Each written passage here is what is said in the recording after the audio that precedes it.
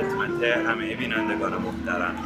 نمیدونم این چندمین قسمت از مجموعه گفتگو و مستندامون باشه، ولی قرار نبود امروز من رکوردی داشته باشم، فیلمی داشته باشم اینجا، ولی واقعا حیفم اومد که توی این شادی که ما توی چشم خیلی از این بچه‌ها داریم میبینیم شما رو سهیم نکنیم. امروز دعوت شدم به سالگرد تأسیس یه مؤسسه، یه گروه که بدون هیچ کمکی، یعنی هیچ کمک و هیچ حمایت سازمانی، یه شخص یا اشخاصی اومدن اینجا را احداث کردن برای کمک به بچه‌های پناهنده ایرانی و افغانی، یعنی به طور کل فارسی زبانان این شهر که بیشترشون ایرانی و افغانی ها تشکیل میدن، که الان من دارم میبینم بچه‌های ترک هم حتی اومدن اینجا توی این کلاس بچه‌های پناهنده ها شرکت میکنن. خیلی جو خوبیه این پایین. الان سالگرد اولین سالشه، سال تأسیسش. الان میریم با مؤسسه اینجا. کسی که شاید حالا بتونم به جرئت بگم اگه من شاید اینجا رو احداث کرده بودم، خودش باید جزء یکی از اون بچه‌هایی بود که اینجا میومد کلاس، یعنی انقدر سنش پایینه، سنی نداره ولی این جسارت داشت و اومد اینجا این کار کرد. خانم آیدین، سلام خانم آیدین، خوشحالم که امروز در کنارت هستم و مرسی که دعوتمون کردی. خودت معرفی کن، کلا بگو که چند سالته، چند وقت اینجایی و هر چی میدونی از معرفی خودت بهمون بگو تا بریم. من آیدین زاغریان هستم، 21 سالمه. یکم بلند. بعد الان 2 سال و 4 ماه باشه حدوداً اینجا.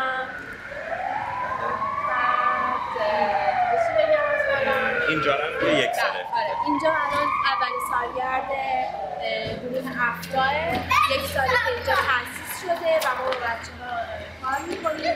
فقط فعالیت ما توی کودکان خلاصه نمیشه. فعالیت زنان داریم، فعالیت شورای جوانان داریم، کلاس سوادآموزی داریم، کلاس زبان انگلیسی و ترکی واسه بزرگسالان داریم. یه سری هم خدماتی که مثلا کسی میخواد بره بیمارستانی ترکی بلد نمیشه به عنوان مترجم یا چیزای دیگه. اوکی، حالا من کلا این رزومه رو ازت میگیرم، یه این فیلم کوتاهی که داریم قرار میدم. الان بیرونم چون نمیخوام بریم داخل، خیلی سر صدا، بعد میریم داخل. چند سوال ازت کوتاه دارم میپرسم بریم داخل. اول اینکه هدفت چی بود اصلا؟ سال پارسال این موقع اینجا این کاری کردی، هدفت چی بود؟ ما بودیم با تعدادی از بچه‌های پناهنده اینجا و هدف اصلی هم این بود که بخوایم یه جوی واسه پناهنده ها درست کنیم تا بچه‌هایی که توی این کریس پانسیون زندگی می‌کردن، سوادی نداشتن، خانواده که سواد نداشتن، بخوایم چیزی یاد بگیرن و این بچه‌ها واقعا تو شرایط بدی بودن. کلاً آینده این بچه‌ها واسمون بیشتر مهمه. و اینکه هدف اصلی بچه‌های افرا این بود که مشکلات پناهنده ها رو پیدا کنن و اونا رو برطرف کنن تا اونجایی که در توانشون. خب هزینه‌ای چیزی هم ازشون دریافت کردی تا حالا از اون بچه‌ها؟ از بچه‌ها نه. بعد اینجا روزی که یعنی حقوقی چیزی اعضا میگیرن، حالا خودت یا بقیه اعضایی که کمکت میکنن؟ نه، هیچ کدوم از بچه‌ها نمی‌رن همون باشه کار خدمتی و با اون عشقی که دارن.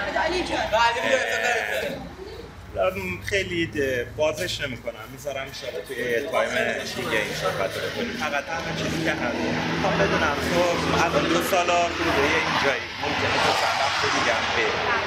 سوالی که ازت دارم توی این 1 سالی که گذشت از این سالگرد، 1 سالی که از این گروه گذشت، تونستی اون چیزی که می‌خواستی رو پیدا کنی؟ یعنی به هدفت رسیدی یا حداقل دیدی یه جرعه‌ای از اون ثمره کار خودت یا نه؟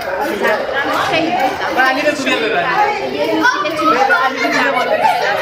داشته باشم که کلاسی خودمون باشه و خدا رو شکر کلاس داریم و چیزایی که خدا رو شکر انشالله که دومین سالگردش تو اینجا نباشی و دومین سالگردش توی کشور مقصدت گرفته باشی. ما که هستیم فعلا اینجا برای خودمون سالگردش رو میگیریم، از سال به بعد هم کمک بهتون میکنیم. بریم پایین هم یه سر بزنیم، یه گروه فیلمی داشته باشیم، بعد هم حضور درست هستیم. شما چلو نه